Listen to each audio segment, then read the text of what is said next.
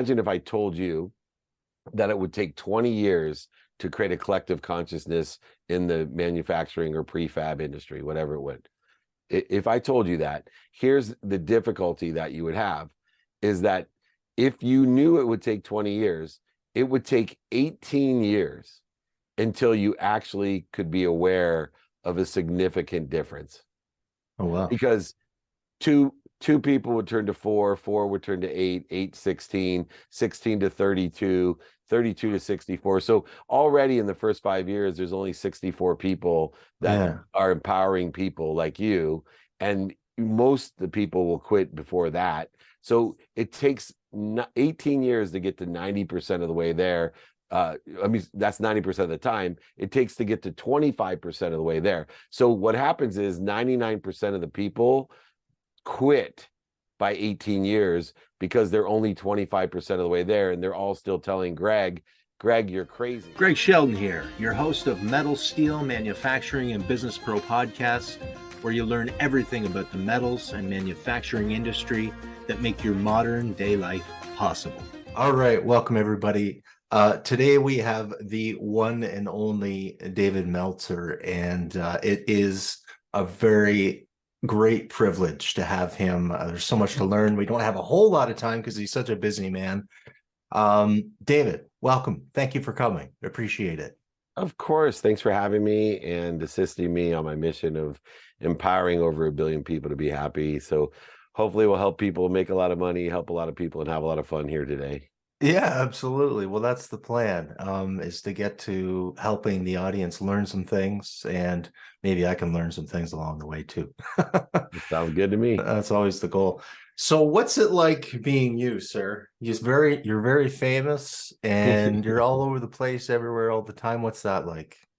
Well, to be honest, it's really a journey of a different world. I dreamed about having a life like this, but I didn't know how to get here, because I lived in a scarce world where I thought I had to go get this world. And I really attached a lot of my emotions to outcomes instead of to understanding how progress is created. And so once I got an understanding of how progress was created, I was able to detach my emotions from the outcome, knowing that if I got better at what I did, if I learned a lot of lessons and helped a lot of people and did my best and had fun, that better than was the outcome that I seemed to get. And so the life that I lead today is one of four things. One, I live a life of gratitude. So everything, all the activities in a day that I have, I'm finding, like I mentioned, the light in the activities, the lessons in the activities, and the love in it. And then secondarily, I live a life of forgiveness. I go at it pretty hard, like you mentioned as well. And so I make a ton of mistakes. And so I have learned to live in forgiveness, to give me ease and peace, but also to share that forgiveness with others and respect that I spent many years projecting my insecurity of the mistakes that I've made and the fallacies that I live by, and the the unfortunate separation that I had in my own life, I projected onto others. And so forgiveness plays a key role in how I show up today. And then another one is just accountable. I live I call it 3 stages of accountability. My journey is one of, I'm responsible for everything that I do, and I want to learn lessons from it. I'm attracting, because I know the 3 characteristics of energy. Energy is money, it's behavior, everything's energetic to me, but I'm very keen on understanding energy aggregates on itself. It attracts on itself, and when it does, it compounds, which gives me exponentiality in what I do, but it also accelerates. So within the context, attraction's a big part of what I believe in, and what it's like to be me. Is I'm well aware of what I'm attracting into my life, looking for the clues, the patterns, so I can make better choices. But the newest stage of accountability that I'm living in is I'm very aware in the awareness itself, meaning that what am I doing to participate in this perception? Because a lot of times the participation in the perception of my journey was giving the wrong meaning to my past and interfering with my future. And so I spent a lot of time helping myself and others have the right participation in the perception. And then finally, uh, to live an inspired life. I'm shifted a paradigm. I used to try to get more happy every day, more healthy, more wealthy, more worthy. Now I live a life of, the Moses code. I am that I am happy, I am healthy, I am wealthy, I am worthy. So I'm spending my day figuring out what I'm doing to interfere with that, to live to my potential. So the combination of living in a higher mindset, a higher heart set, and of course, a more efficient, effective, and statistical success in the handset that I have, the activities, is, what it's like to be me, to find inside of me what I want outside of me. Yeah, that's beautiful. I love your transparency. And there's a lot of things in the world where we're taught to, cover up our mistakes, and mistakes are bad and all these things, right? As we move forward in life, at least some of us learn that mistakes are where the best learnings are, right? And Yeah. I just want to get your perspective. I mean, I'm sure, like you said, you've made some mistakes. I mean, how can somebody reflect on that and learn from it? Is there like a process that you go through, David? Yeah, I call it a practice of identification. What's so interesting about mistakes are the great indicators that you have a better place to be, a better position to be in. It's an indicator that you're being protected and promoted. And so often, as I did, that all the mistakes that I made represented punishment in my life. That, why me instead of try me, or, lucky me. And to Hmm. understand that I'm practicing identifying the mistakes themselves. I'm practicing identifying the two fears that exist within the context of mistakes. One being the mistakes of my past. The fear that I have is regret and guilt. So one of the precursors that I know emotionally, energy and motion, to mistakes is if I feel guilty, or I feel regretful or resentful or offended, I now know that I'm giving the wrong meaning to the mistakes that I've made. Now, even furthermore, they impact my future. So if I feel worried or anxious about something in the future, once again, I got to make sure that the meaning of my mistakes of the past, that I look for the lesson, so that now, instead of being interfered with or limited, Yeah. I now am propelled, protected, and promoted towards a better future, as I stated. And so this idea is such a powerful one of understanding where the light, the love, and the lessons exist in the indicator of mistakes, pain, failure, setbacks, all the things that allow others in life, including me in the past, to spiral in the wrong trajectory. I now am actually utilizing the understanding through gratitude, forgiveness, accountability, and inspiration to utilize those to my benefit of protection and promotion, not punishment. Yeah. Wow. So I've been through similar things, not nothing like you have, but in the sense that looking at them and analyzing these mistakes that we make. And is it safe to say, I'm looking for some advice here, if I say to myself, this is happening for me instead of to me, is that a good way to at least become aware of the things that have gone wrong in my It, it's in a my life? great step. Yeah, so that's a great step. And where I want you to get, so I do a lot of coaching, right? I do free coaching every Friday. I have Yeah. free Friday trainings. I've done it for 23 years. I have group coaching and one-on-one coaching. And this is one of the most common paradigm shifts or mindset shifts from to me, right? That I'm a victim, to for me. Now, there's another step after that, even, which Okay. is through me. Oh, And so, before we can get to through me, we got to make sure that we understand that things are happening for me, for others, right? This idea of empowering over 1 billion people to be happy. People ask me, how are you going to do that, brother? How do you even quantify that? Well, it's real easy. I look for 1,000 people like Greg that I know in his lifetime will empower 1,000 people to empower 1,000 people. 1,000 times 1,000 is a million, a yeah. million times 1,000 is a billion. But that doesn't happen if it's only happening to me. You see, if I take and extend it even further and say to myself that this mistake is happening through me, the light, the love, and the lessons that I'm finding in the failures, setbacks, and mistakes in my life, like my bankruptcy, losing over $100 million. What if I can allow the light, the love, and the lessons from that dummy tax to not just happen to me, not just happen for me, but actually happen through me so other people don't have to pay the dummy tax? Yeah, yeah, And yeah. so beyond being positive, I now can create a flow. And it's really relevant today because so many people want to be influencers. And in fact, when I started, you're like, well, Dave's an influencer, he's famous, he has a lot of impact on. I'm not. I don't like influencers. Influencers are spreading the flu. They're spreading dis-ease. They're standing in front of cars that they don't own. They're taking a snapshot of one success that they have without illuminating what it takes to get there, or even exaggerating what they did to get there or didn't do to get there, but Yeah. also exaggerating what there is. And trust me, there is no better than here. And what I try to teach people is, hey, you don't want to be an influencer. Stop spreading the flu. Don't create separation or dis-ease between one another. Let's be influencers. Let's let all the dummy tax flow through us for the benefit, protection, and promotion of others. Yeah. And we'll all create a higher vibration or frequency. We all can live in abundance. Stop living in a zero-sum game, which is 2 and 4. Start living in a value add game where there's more than enough of everything for everyone. That's why we allow it to come through us. See, true acknowledgement. See, appreciation is adding value. So you appreciate what you have, it's going to expand. It adds value. Your house appreciates, it adds value. Your car appreciates, your watch, baseball cards, they appreciate. Someone appreciates you, you've added value. But acknowledgement, being able to acquire the knowledge, requires one simple thing: to not have what you have.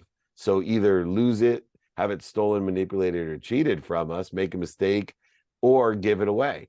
But once you don't have the appreciative matter or energy anymore, you acquire the knowledge of it. It's the only way we truly acquire the truth of what we have is not to have it anymore.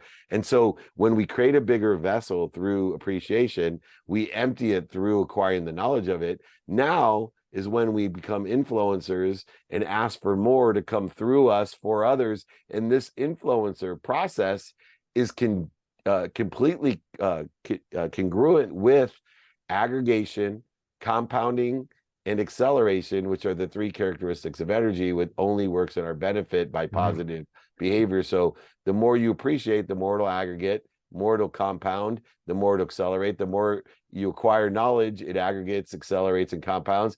And the more you ask for more, the more it aggregates, accelerates, and compounds. Now you're living in the world of more than enough of everything for everyone.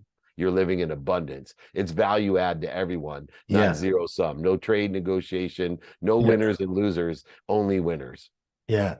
So I come from an industry that I love, right? And it's been up until recently, there's been a lot of it's all about competition, right? And I'm really trying to inject through some of the things that I do that it's more about collaboration now than anything.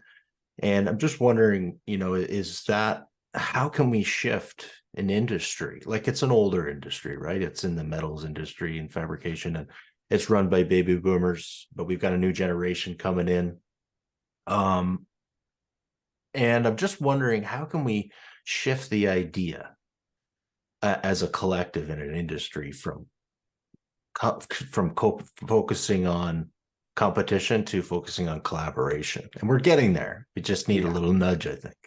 Yeah, well, I think the fact that you're progressing there means it's just a matter of time. So what you're really asking is, Dave, how can I accelerate and compound the success and progress that we're having already? And the way that we do that is to understand energy of the aggregation, compounding, and acceleration of community. And so for you, as someone who would like to grow the community, which then grows the opportunity, but creates the collective consciousness, I think taking into account the exponentiality of empowerment, that you have core values that you're sharing within an antiquated community, a more closed-minded, competitive, scarce community, and you see that the progress that's being made now can aggregate, compound, and accelerate. So if I were you, I would focus in on finding more people like you and empowering them to empower others within the industry, Okay. because 2 people turn into 4, Yeah. 4 turn into 8. And I will tell you, even in building a brand, this is the exact same thing. Take time out of the equation. Don't attach your emotions to an outcome that, we need to have this many people by this date, etc. But what we want to do is aggregate, compound, and accelerate as fast as we can in the aggregation of a collective consciousness aligned with abundance in your industry. So I use an analogy of, imagine if I told you that it would take 20 years to create a collective consciousness in the manufacturing or prefab industry, whatever it would. If I told you that, here's the difficulty that you would have, is that if you knew it would take 20 years, it would take 18 years until you actually could be aware of a significant difference. Oh, wow. Because two people would turn to 4, 4 would turn to 8, 8, 16, 16 to 32, 32 to 64. So already in the first 5 years, there's only 64 people that are empowering people like you. And most of the people will quit before that. So it takes 18 years to get to 90% of the way there. That's 90% of the time. It takes to get to 25% of the way there. So what happens is 99% of the people quit by 18 years because they're only 25% of the way there, and they're all still telling Greg, you're crazy. But the truth is that the next year it goes from 25% of a collective consciousness to 50% of the collective consciousness. Believe it or not, even though it took that big jump in year 19, 99% of the 1% normally quit as well. Whereas if they just would have hung on, it would have went from 50% to 100% into a collective consciousness, and then 100 to 200, 200 to 400, and then it just become a real belief. So the idea of how progress and energy, behavior, a consciousness, it aggregates on itself, it compounds and accelerates, that we have to, in order to impact the way that you want to impact, we have to detach from the outcome and just reassure everyone that our behaviors are aggregating, accelerating, compounding in the right trajectory, that sooner or later, we're going to get everything that we want, believe, think, say, do, and feel in that trajectory. Forget being aware of the outcome, because if we only focus in on the outcomes, we'll never get there, because everybody will quit because they're too impatient. Yeah, patience is something I'm always learning. I just have to make sure I say that, boomers, I'm not hitting on you. You guys have raised me through my career. That was not a slight at you, but okay. So I got 18 years, 19, 20 years to go, and that's all right. That's all right. I'm in. Yeah, enjoy the consistent, persistent pursuit of it. Yeah, man. And that's what I'm always hearing from guys like yourself, is enjoy the journey, right? Enjoy every moment, instead of having the anxiety of the future, right? So I just wanted to touch on another thing. And this is something that I always see, where business nowadays, it's getting a coach or a consultant or advisory around you like yourself. And because you come from the sport world, I'm wondering why that disconnect sometimes happens, where in the sport world, it's just common to have a coach and to practice and always be, like Michael Jordan's always on the court, right? But in the business world, that doesn't seem to happen, or at least it's less common knowledge. And I'm wondering, can you shatter that for everybody listening? Yeah, no, I mean, everybody asked me what I would tell my 18-year-old self, and it's the same thing I tell myself today. I'm 55 years old. Look, ask for help. The fastest way to get to where you want to be is to find someone who's in the situation you want to be in and ask them for directions. Now, there's 3 kinds of quote unquote coaches, right? There's coaches that bring the best out of you. So, for example, if you're a Tiger Woods or a Michael Jordan, their coach could not play basketball better than Michael Jordan, but could bring the best out of him. Tiger Woods, his swing coach doesn't have a nicer swing than Tiger Woods, but he brings the best out of Tiger Woods. Yeah. And then a mentor is someone who actually sits in a situation that you want to be in and gives you directions on how to get there. So Phil Jackson had been in championships, and he taught Rodman and all those guys were, to Michael, how to get to the championship. They give him directions. And then there's some guys that are just teachers, right? They're A students at it. They can't do it. Yeah. But they're great at teaching and explaining, what the heck does Dave Meltzer mean when he's talking about frequency or vibration or awareness, but they're excellent teachers and can say, okay, this is how vibration or frequency works. This is how awareness works, and be able to explain what the F I'm saying.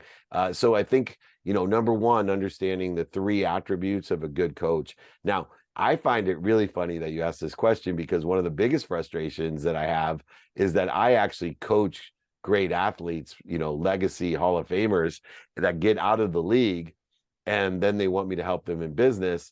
And they're like, well, I'm not really sure I need a coach. And I'm like, dude, like, you're the greatest basketball, baseball, football, boxer of all time, right? And since you've been 5 years old, you've had a coach, and you're the best at it. Right, like, you won gold medals. You literally have championships. You've won all this stuff. And why do you think all of a sudden there's a reason that you're going to step on my field that I'm naturally better than you are at? And I have 35 years of experience in doing at the highest level in multi-industries, from technology to law to sports to entertainment to media to whatever it is I do. And how is it you think you don't need a coach all of a sudden? So it's not just the business people that, maybe weren't athletes that never had coaching, but it's even the guys that have had coaching for 30 years that have had tremendous success and were really, really good already naturally at what they're doing, that now somehow think that they're in a field that they're not naturally good at, and they can just do it by themselves. So like I said, I have one of the biggest practices in the world. I do free Friday trainings. I have a group office hours on Monday. I coach them. And then I have one-on-one business advisory consulting with from the biggest names in sports and business to the startup entrepreneur. I help everyone. That's how much I believe in mentorship, coaching, and teaching. And I have mentors and coaches. Like, I have 17 years. I have a sleep coach. Why? A third of my life is spent sleeping. Right? Nobody has a sleep coach like me. I'm an expert at sleep, not because I was good at it. I was sucky at it, but I've had a coach for 17 years. Imagine if I had a golf coach for 17 years. I may not be Tiger Woods, but I promise you I'd be a lot better at it playing golf than I am today if I had a coach for 17 years. No kidding. Right? I'm damn good at sleep. Why? Because I have a coach.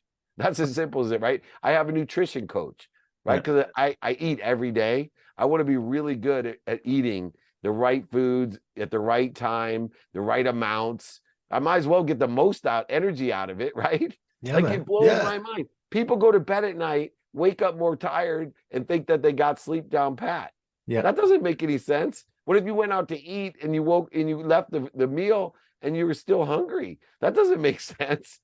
So I want everyone out there, if you don't know where to find a coach, how to find a coach, you can't afford a coach, then you email me. I coach by my books. I send my book to your whole community for free. I'll sign it, pay for the book and shipping. Just put my email in the notes, david@dmeltzer.com. Of course I will. I would love to do that. Of course I do. And they can't afford not to have a coach. Do you got time for one more question? Yeah, let's do one more. I'm a little bit over, but for you, Greg, I'll do it. Thank you. Thank you very much. The biggest problem in bricks and mortar businesses right now, especially the metal manufacturing industry, is finding and keeping people in an organization. Do you have anything you can share with the listeners and myself around, what is a way to encourage a group of people to be excited about where they work, or the management to do that? Yeah, you have to have 3 things that you install in them at least once a week. I do it 3 times a week. One, you as a company need to know your values, right? Those are the values that give people purpose, passion, and profitability. When people are value driven, they get purpose, passion, and profitability. And if you want to attract good talent and keep it, have them be purposeful, passionate, and profitable. That keeps everybody. So know the values. I think I've told you, is gratitude, forgiveness, accountability, and inspiration, or I call it effective communication. Then 2, have a clearly defined daily practices for people. that they know how to prioritize the activities that they get paid for and the activities they don't get paid for. Make sure they know what their expectation of the day is, who they can help and who can help them, how best to get it done with skills and knowledge of who and what. And then they'll know how to prioritize. See, the most productive, accessible, and gracious people, the most efficient, effective, and statistically successful people that are passionate, purposeful, and profitable, they know what to do now and they know what to do next. The biggest killer of attracting talent and keeping it is they don't know what to do now and they don't know what to do next. And so they feel lost, empty, no purpose, no passion, and no profit. And if you can do that, instead of a whole bunch of people in search of their why as a collective consciousness, you have a whole bunch of people applying your why. I'll also send people the 5 daily practices if they want. So values, daily practices, and then have a clearly defined execution model. So for me, everybody in my company knows our execution model is to reposit opportunities, options, and touches of favor that come in person, on the phone, via email and media, traditional and social. So anytime there's an option, an opportunity, or touch of favor, they first reposit it. Then they distribute it internally or externally to our company or other partners. Then they check and see what they've received. They prioritize it by what's important to them, the what, the who, and the how. And then they either execute on what to do now or next, or they redistribute it to someone that can do it better than them. So if you can clearly define in your industry values, daily practices, and an execution model, 100%, not only will you attract the right talent, but that talent will be retained and they will attract more of the like talent, because likes attract likes, it aggregates, compounds, and accelerates. And everyone in your industry will be like, how is it that Greg has the biggest and best people and nobody ever wants to leave? How is he paying them that much? Why are they so purposeful and passionate? Because he's very clear with everyone. Here's the values, the daily practices, and the execution model. You're going to know what to do now and know what to do next. You're going to apply your why, not search for it. You're not going to be overwhelmed, procrastinate, depressed, anxious, unengaged, or unavailable, which, believe it or not, 87% or more of the people who work around the world aren't engaged in their business, which means if you're not engaged, it's impossible to be passionate, purposeful, or profitable. Imagine if we can get more people engaged just within the context of our own companies, let alone the world, how passionate, purposeful, and profitable we'd be. 100% agree. Thank you for that. Awesome, my brother. All right. I look forward to doing more with you. Please reach out to me. Please put my email, David@DMeltzer, in the notes. And everyone, be kind to your future self. Do good deeds. Thanks for your time. Okay, David. Thanks so much, man. My pleasure. Thank you, team. Okay. Great show. Thank you. Greg Sheldon here, your host of Metal, Steel, Manufacturing, and Business Pro podcast, where you learn everything about the metals and manufacturing industry that make your modern day life possible.